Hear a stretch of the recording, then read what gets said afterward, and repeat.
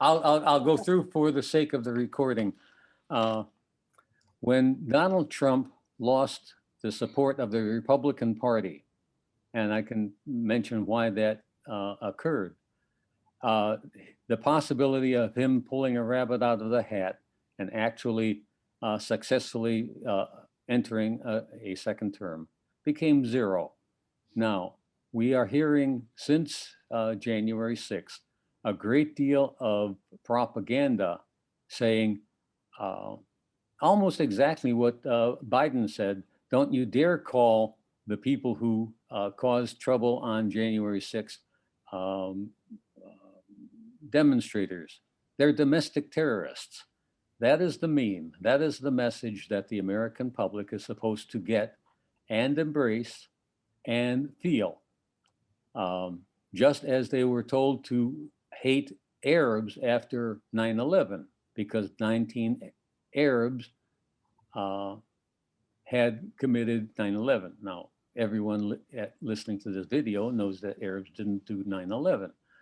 And everyone doing this video, or perhaps with some exceptions, knows that the Trump supporters on January 6th were not the major troublemakers. They frankly were dupes that followed provocateurs into the Capitol building. But everything that you have heard in the news since January 6th has labeled Trump supporters as either domestic terrorists or troublemakers or hooligans, whatever title you want to give them. The DC police were told to stand down. They quite intentionally did not try to keep people out of the Capitol building. You saw one film clip, though I didn't personally see it, that showed a DC policeman inviting demonstrators into the Capitol building. Amir Zar, who is an Arab comedian, wrote a little essay saying, I've been to a lot of demonstrations and I've led a few of demonstrations, and at every one, now Amir Zar is an Arab, clearly is a brown person, okay? I've been to many demonstrations, and at all of those demonstrations, the police were in body armor and their truncheons and their gas. Amir Zar says, the police were garbed in body armor and they had their tear gas at hand and they used it freely, and they had their truncheons at hand, and depending on what the kids were doing, they used their billy clubs, and they arrested a whole host of people, and they basically were there for crowd control. Where were they on January 6th? Nowhere to be seen. Now, who do you think made that order? Now, you're thinking it's coming from Trump, or it's coming from somewhere else, or where is it coming from to stand down? Who benefited? That's what I'm thinking. Yeah, and it was the Congress. It wasn't the White House. It was the Congress. That's right. So. It was the people. I use the phrases, Janet, those who are really in charge, and Trump is no longer in charge, if he ever was. Right. No, the people who wanted a destructive looking gathering got a troubled gathering, because that's, they paid the provocateurs, and right. And to his shame, Alex Jones did not warn the crowd that he was talking to that this is what they're going to try to do. Alex Jones was asked by his testimony, he was asked by Donald Trump to lead the group of Trump supporters on January 6th. And if he were leading, he should have told his supporters, separate yourself from the troublemakers. They didn't. And they successfully got painted with bad colored paint along with the troublemakers. But I bet it's hard to tell at the moment who's the provocateurs and who's, it must have been very confusing for people who were just there demonstrating. They don't know who's It could, That's you know, that's where so Alex Jones should have done his job, though. He should have I, educated them before they got to the Capitol, and he didn't. uh-huh. Um, Mhm. so, um, referring to the so-called trouble, and this is for the recording, referring to the so-called trouble, the people who are now in charge will be in charge on January 20th. They may let some agitators and some opposition demonstrators make some noise and do a little bit of damage. But Biden is going to be inaugurated, and the crowd will be adequately suppressed after they've made enough noise to give Trump supporters a very bad name. Uh, One of the goals is to convince the American public is that the opposition are in fact domestic terrorists. And once there's enough mayhem and chaos and damage done to convince the public that they are domestic terrorists, they'll be put down, whether by arrest, by gunfire. I don't know. I suspect they won't let it go to gunfire. I do suspect they will let it go to creating substantial property damage. But in any case, the people who are now in charge will remain in charge. Whether that's good news or bad news depends on where you stand. Uh, uh, I know for those who've been in touch with Tom Cobb, I know of the sources that Tom is listening to, and they appear to be good sources. In my personal opinion, they are out of touch with what is actually happening on the political scene. And they'll be tremendously disappointed on the 20th of January.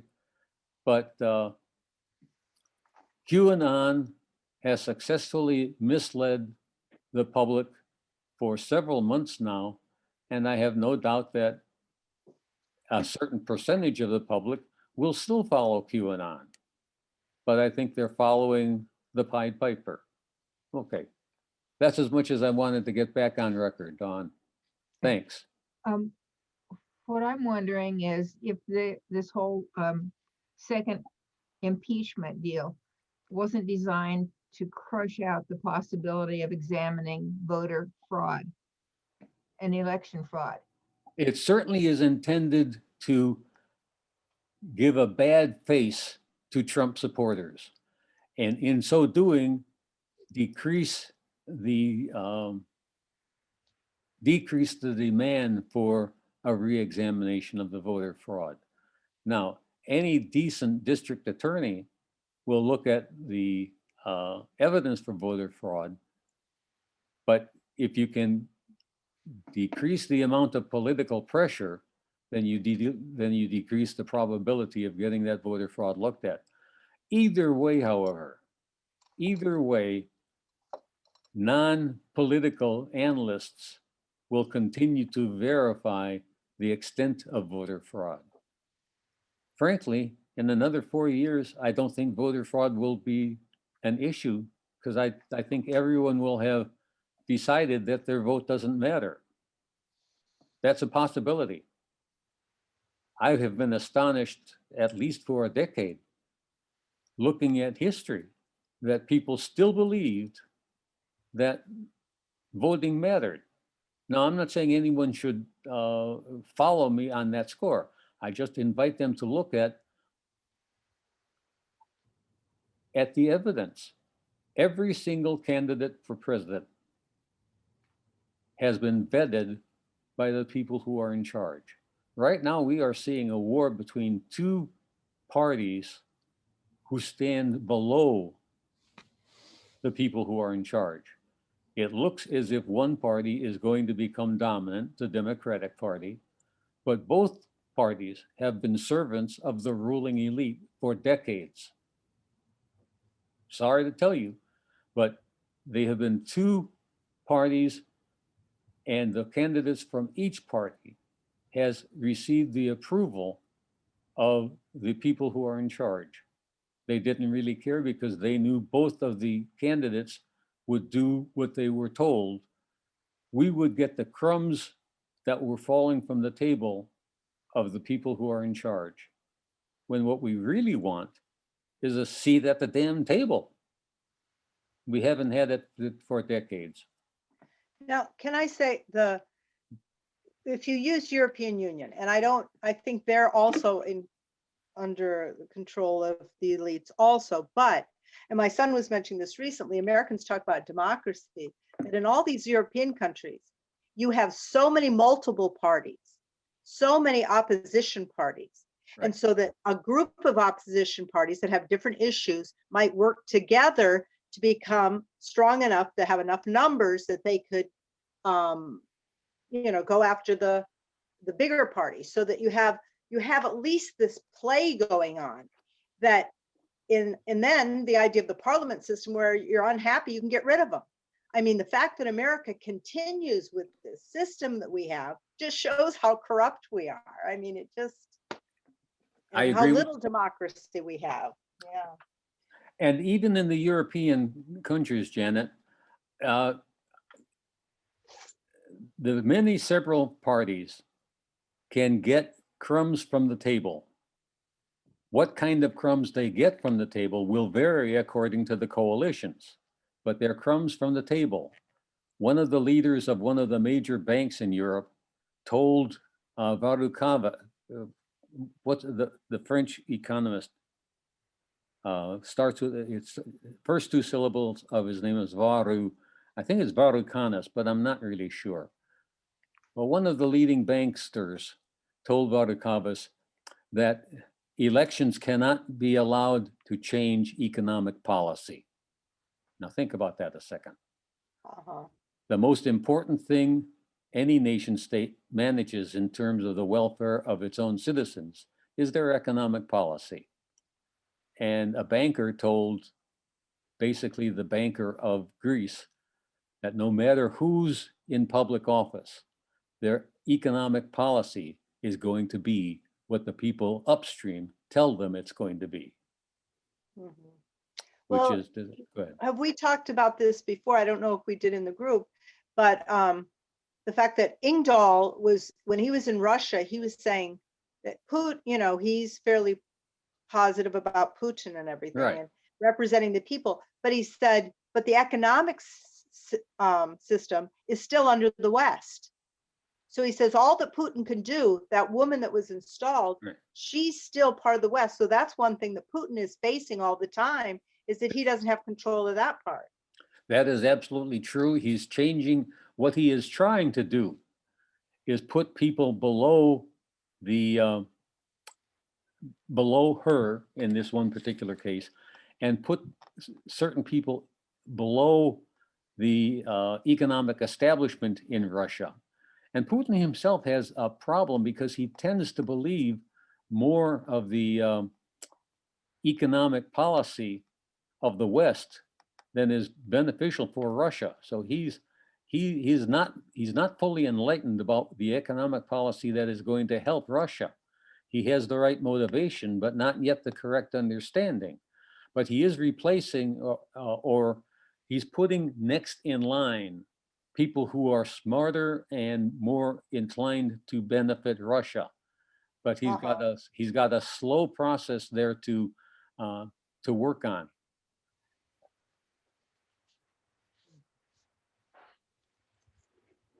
But at least he's working on it. Unlike Merkel and Macron and the rest of the Western Europeans, Putin is trying to disengage from the World Bank Union, from the economic one world policy. Right. Well, how do you know that? By reading several sources, most importantly, the Saker. The Saker, you're familiar with, Catherine, with the Saker.is? I think so. I mean, I've heard it in the past. It's come up in our group. Mhm. And Russia Today has some interesting material. And actually, And sometimes I get these. Ingdahl. I mean, I Yes, think he's a respectable source. I would agree with you. I would agree with you. Yeah. I wish Engdahl got into the daily press more than he does. But you're right. Engdahl is a very respectable source. You occasionally get interesting things in consortium news. For RT is a good source for what the people are thinking, but not necessarily what their government is thinking. I would say the Saker.is is one of my better sources on that, Catherine. Okay. The good news, if you can call it good news, the nations that are fully under the thumb of the ruling elites are Western Europe and the Five Eyes. What do I mean by the Five Eyes? The five nation states that derived from the British Empire: Canada, the United States, Australia, New Zealand, and Great Britain. They are basically acting and thinking as one. South America and Africa are acting like, I want to put this in as clear a fashion as I can. They are doing what the United States tells them to do when they feel they don't have any other option. But they are serving themselves when they do feel that they have some other option. Several South American countries and several African countries are forming not alliances, but cooperative arrangements with the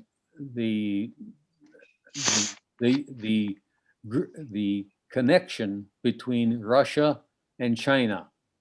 There are several cooperative arrangements, and for one purpose or another, they are borrowing from the Chinese bank so that they are not limited by the World Bank economic policies. Both Russia and China are providing the kinds of economic support that the two southern continents can actually begin to free themselves from the American dollar. And that's what they need to do. The only weapon in reality that the United States has now is the dollar. Their nuclear weapons are essentially useless, and they cannot defend themselves against the newer weapons that Russia has. If they ever attacked Russia, they would be wiped out inside of 2 days. So the only weapon the United States has and is trying desperately to protect is the dollar, which is one reason the United States might actually go to war with China, because China is the economic powerhouse that can and eventually will destroy the American dollar. And then the United States will have to start producing goods in order to get goods. Right now, all they have to do is turn over the printing press. We're the only country in the world that can legally print money and buy stuff in the rest of the world with the money we print. Now, I think Canada could do that, like up until 1972, because I've heard people credit the development of Canada after World War II up until, well, the 70s, with its central bank that did just what we're saying that the US did. And well, Canada, for its own reasons, decided to serve the ruling elite and follow the United States, because the ruling elite and the United States are not the same entity. A goodly number of the ruling elites may live and or be citizens of the United States, but a lot of them live in Paris, Rio de Janeiro, or wherever they want to. They gather once or twice or 3 times a year, depending on which organization, but they basically are an entity unto themselves. And the people who consider themselves lucky are rewarded by serving the ruling elite. That is one of the reasons I'm not particularly concerned about January 20th, because I know who's in charge now. I am at the bottom of the pile, but I have a fairly good understanding of the nature of the pile. Annie, Annie sent out an interesting email from, oh, the general whose name begins with an I, the former US general. And one of the things he said was that when President Trump got into office, he knew it was bad, but he did not anticipate that 70 to 80% of the government was corrupt. I mean, he knew there were corrupt people in the government, but he did not know how deep it was. And I thought about it, and I even thought about Rudy Giuliani. I felt bad that President Trump even trusted him at all, because back when we did our 9/11 stuff, you showed that in Building 7, Yeah. Rudy Giuliani had everybody that was working out of that building that morning, supposedly doing emergency stuff out on the street. So I figured he knew. Oh, yeah. Julian, it's probably difficult in Washington to get somebody who doesn't know and is still working in Washington. By the way, there's something I want to share with you after we conclude. I'm going to send out an invitation when we stop. So don't leave your computers, come back, because there are something I want to talk about with respect to stem cell research. Oh, good.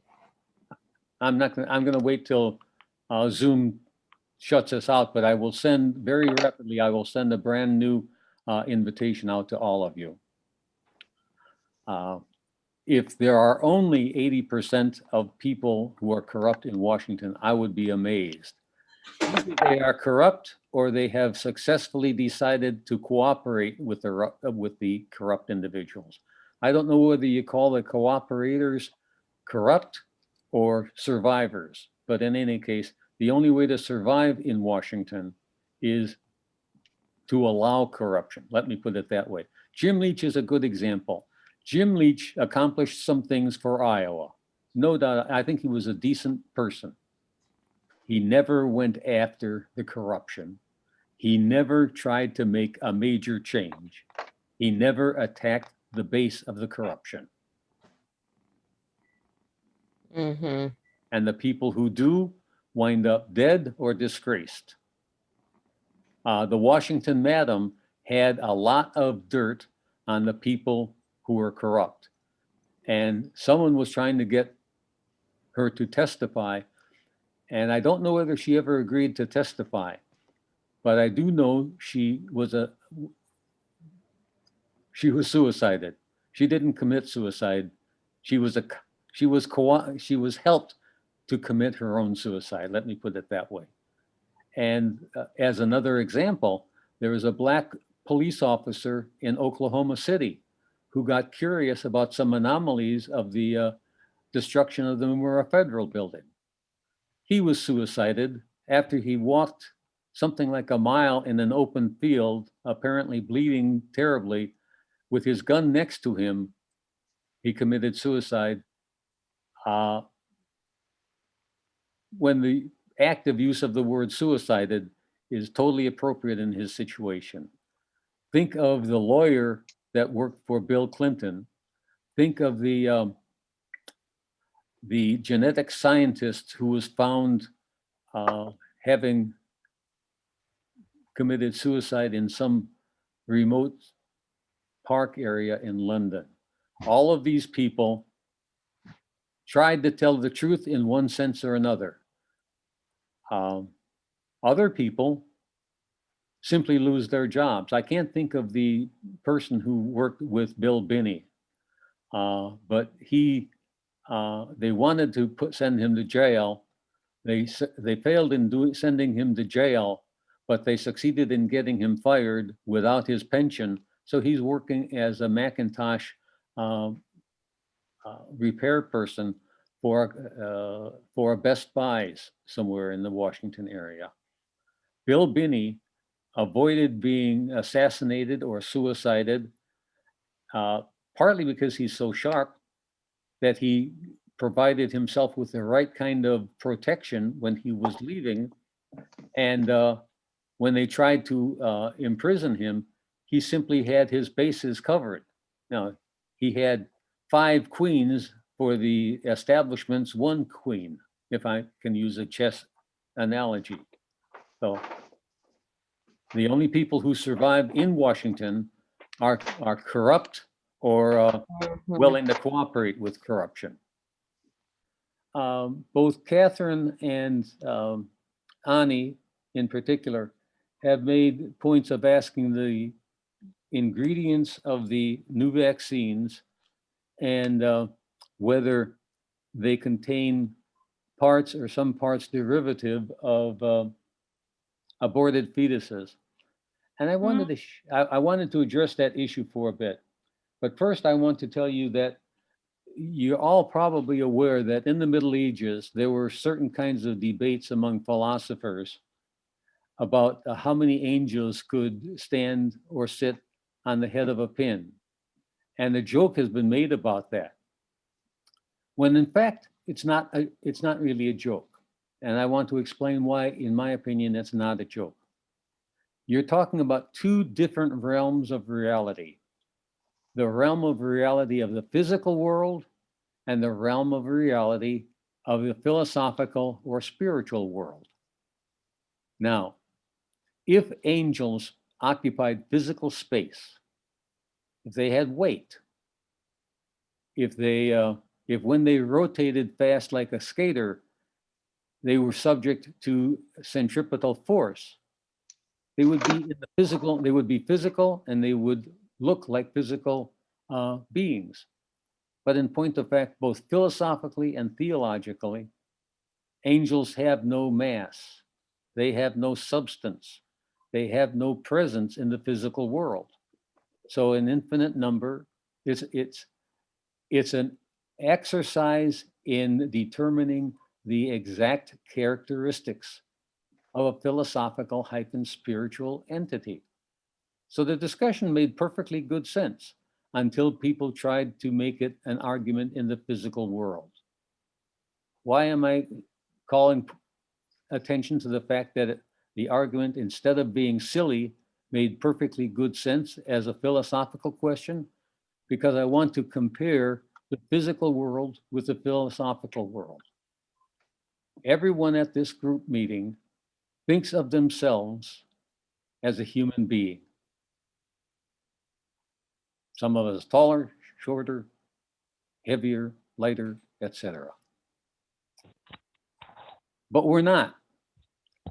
The term human being is a philosophical category. Scientifically, what we are naked, hairless, advanced apes. Oh, We are, remember, I'm distinguishing scientific categories from philosophical categories. Yes. And when you think of yourself as a human being, you are basically thinking of yourself in a philosophical, not a scientific category. Or if we give a special name to hairless apes and call them human, we are separating out one particular kind of hairless ape and choosing to call that hairless ape human. But if you look at a chain of evolutionary entities, the mammalian species split off into rodents and bats and chimpanzees and leopards and orangutans, and one particular group of apes split off and lost their hair. And so you when believe in evolution? You believe in evolution? certainly certain elements of evolution, yes, Catherine. Now, if you don't, you are, I would submit that you are saying that human beings aren't part of the animal kingdom. Well, I don't believe in macroevolution. I don't believe that a person evolved from an ape. You can believe in microevolution that, say, for example, a person gets hairier or less hairy depending upon where they live. Mhm. But I don't believe in a jump from one species to another like that. Well, let's suppose that the rest of the English-speaking people, by and large, do believe that they evolved from a lower species. And I assume you would like to communicate with the rest of those human beings. I don't believe in evolution either. Do you want to communicate with people who do? Not necessarily. Well, I do. I'm willing to listen to what you have to say, Paul. I knew you would. I really did. 'Cause I have this much confidence in you, Catherine.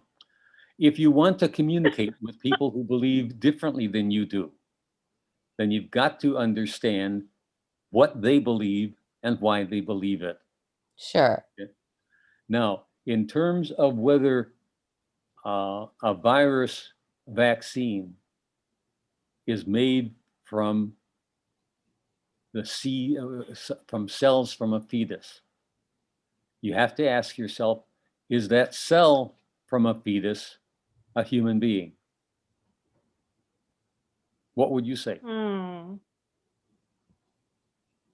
Certainly in potentially, that cell, if implanted into the right kind of environment with the right chemistry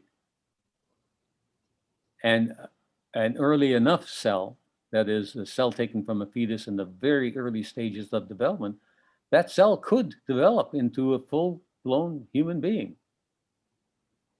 Now, what about if you take that very same cell and instead of putting it into a very ripe ova, you put it in a mixture of the right chemicals and the right salts concentrations, and that cell produces itself and divides into two and then divides into four. Are those four cells human, either in an adjectival sense, as an adjective, it is a human cell, or is it a non-human cell?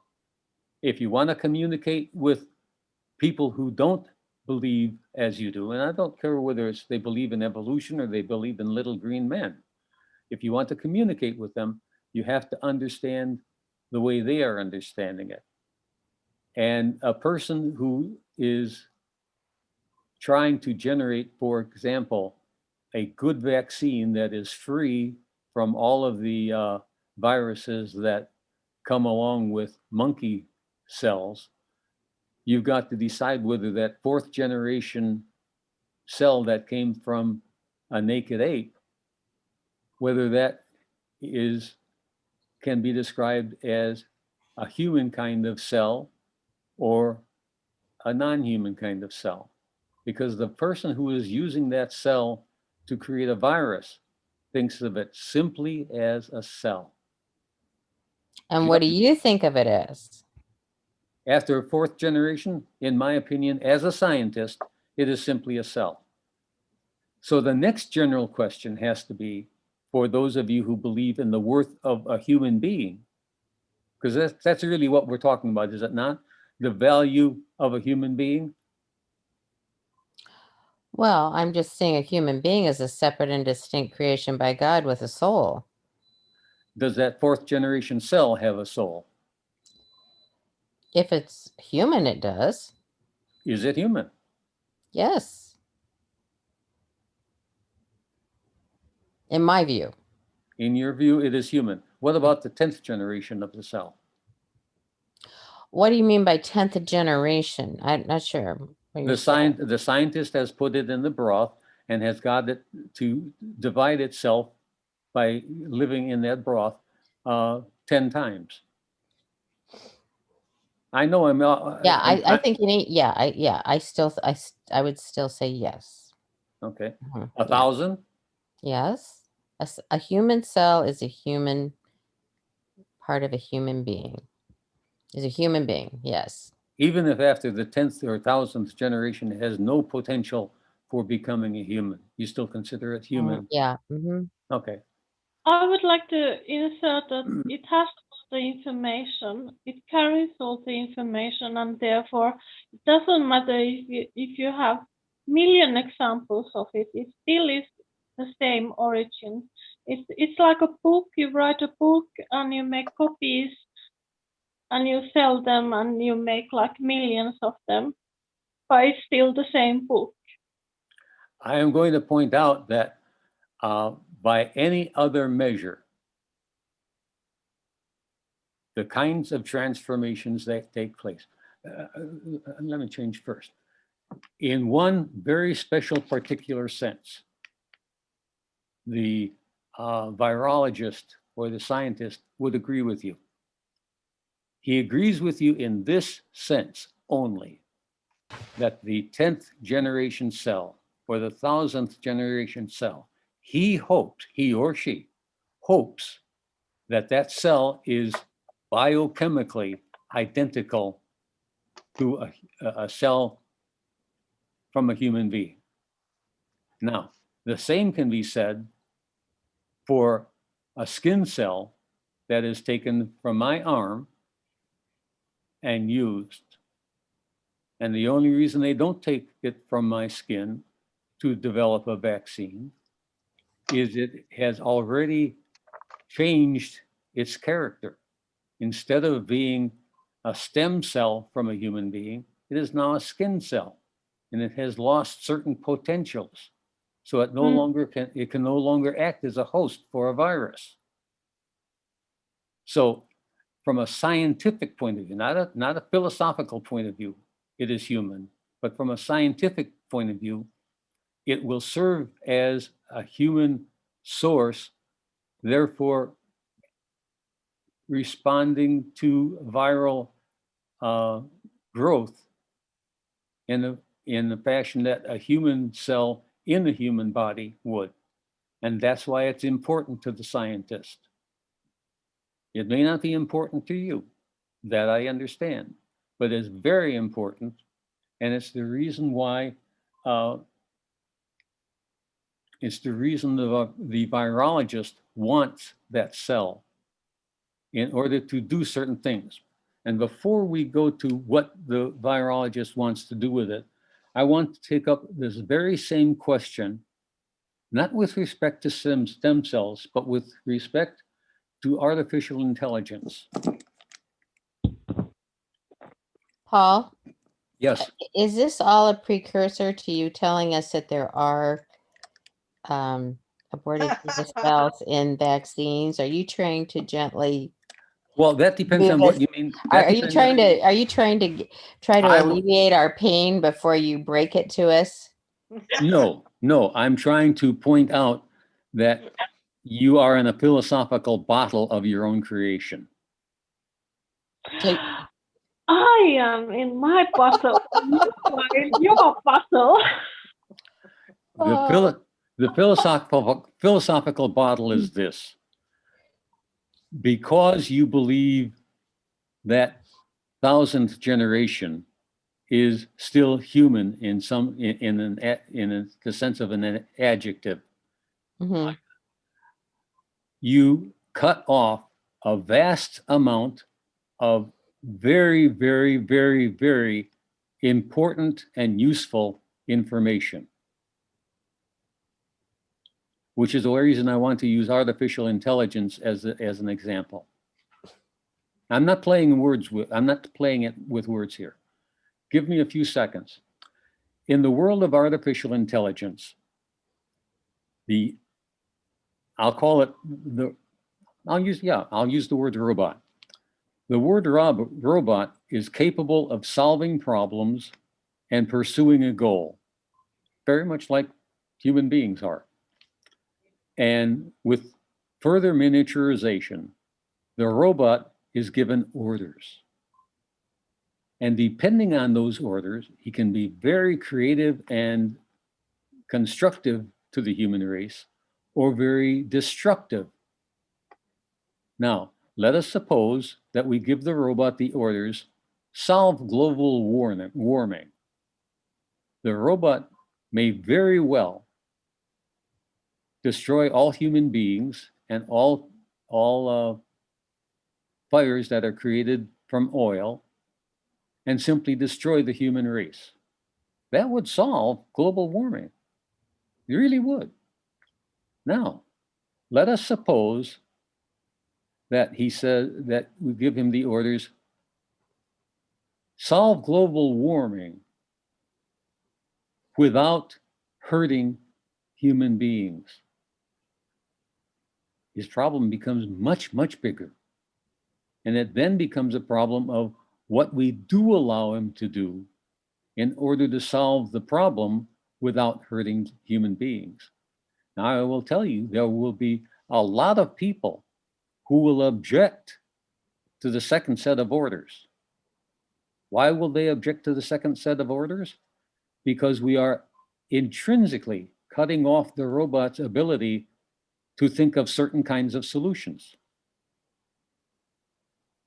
and therefore destroying all kinds of cultural possibilities by telling the robot to ignore any solution that's going to hurt human beings.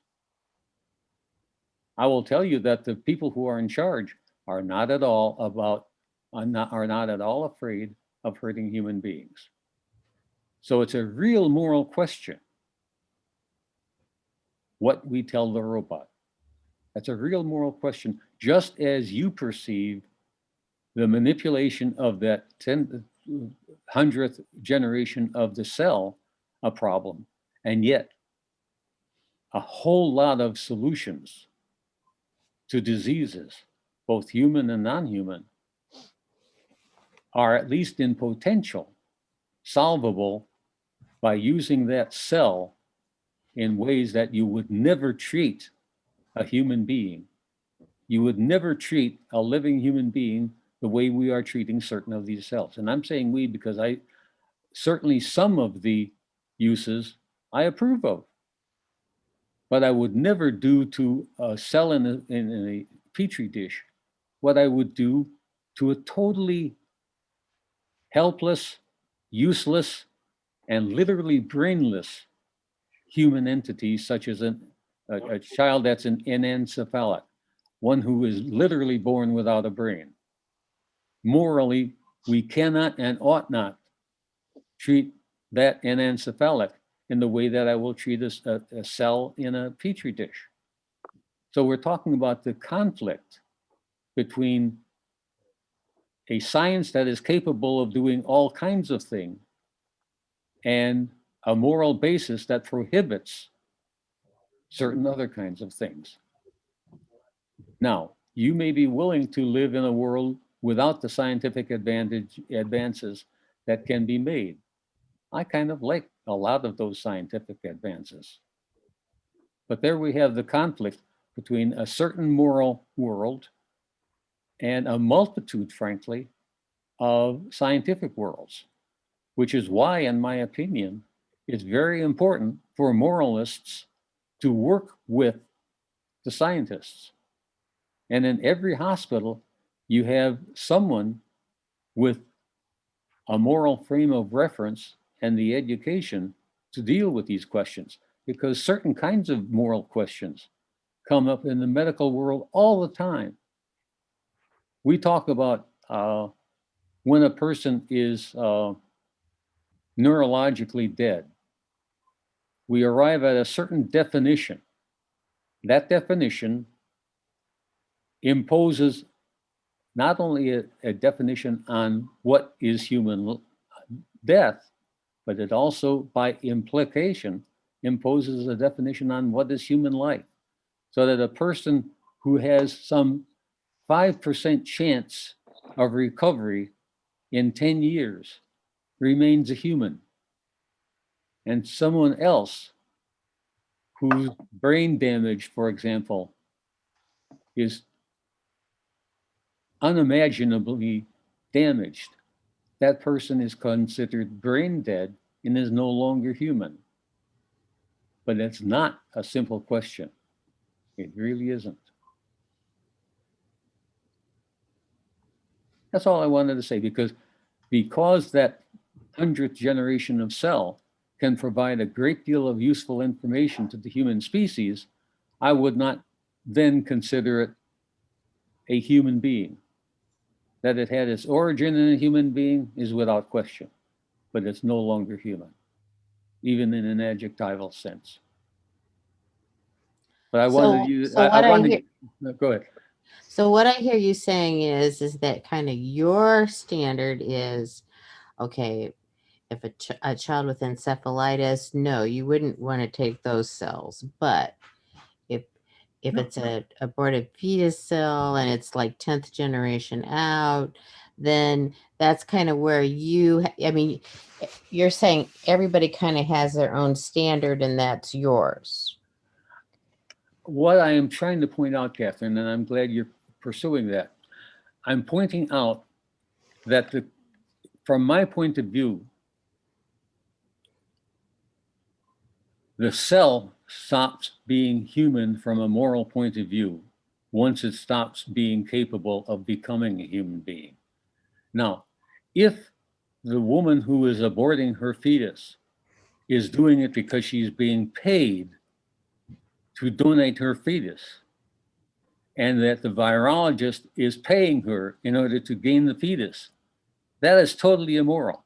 If I had any idea that the woman aborting her fetus was doing it in order to gain in any fashion, or the virologist was inducing that woman to abort because he wanted access to that fetus, that would be totally immoral. But I can assure you, there is no benefit to the virologist to inducing a woman to abort. For better or for worse, there's an abundance of aborted fetuses, and the women never abort in order to make money. Paul, do you think you have a soul? Tell me what a soul is. The soul is the part of you that lives on outside your body after your body dies, that has thinking, feeling. It is you outside of your current bodily home. Are you telling me that it's a physical entity or a philosophical entity? It is physical. It's yes, it's physical as well as mental. In the sense of a Emotional. physical entity, no, I do not think I have a soul. Now, had you said that it is a philosophical entity, I would have hemmed and hawed a bit. I think there is an essence to who I am. And as a philosophical entity, it would be reasonable to call that philosophical entity a soul. But when I die, I rot. I'm going to return to the earth.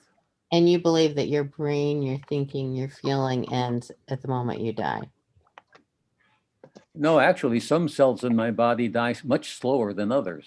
Yeah, but I mean, you think that when you're the old philosophy, you think when you're dead, you're dead. There's nothing more to you except that your body's put in the ground. You don't think that you think or you feel or you On that score, Catherine, I declare agnosia. I'm an agnostic. Yeah. Okay. And I'm not afraid or ashamed of declaring agnosia. Yeah. But I refuse to treat human beings as useless, even if in any commercial or other sense they are. Human beings, I impute to human beings an intrinsic worth. You're an extremely moral agnostic. That's a compliment. Well, thank you for the compliment. But I don't wish this to be a dialogue, ladies. Somebody else, John, because I have said what I wanted to say about the science. So are you, I guess, again, my question is, did you do research and find that there were stem cells in the vaccines? Stem cells have been used. No, stem cells has been used in order to cultivate a particular kind of vaccine. So if there is cellular tissue in the vaccine, it has come through this process. Yes. And is this true of the COVID vaccines? Yes. That there are stem cells in them? Well, no, they're not stem cells because they're generational cells or generational cells derived from stem cells. Yes. That and are there is any? I have been saying. Yes. And are there any vaccines where there are not? if you get the polio vaccine or the tetanus vaccine, the old vaccines, do they have them? Some will and some won't, depending on what cell was most useful in cultivating the vaccine growth. And that's going to vary. I don't know. I know the COVID ones were cultivated, the viri, the viral particles were cultivated and grown in cells that derived from stem cells. And I am virtually certain that a vast majority of vaccines that are combating virus infections came from cells that were derived eventually from stem cells. What about Go ahead. What about the pneumonia vaccine? Pneumonia is all pneumonias. Well, no, I was going to say all pneumonias are opposing bacterial pneumonia. Those pneumonias that are caused by bacteria probably do not. And those vaccines that are intended to combat viral types of pneumonia probably were. So when I got the pneumonia vaccine, I got a pneumonia shot. Do you think I got it? You'll have to ask the people which strains of pneumonia. I wish I hadn't gotten it. Well, I didn't get one for totally different reasons.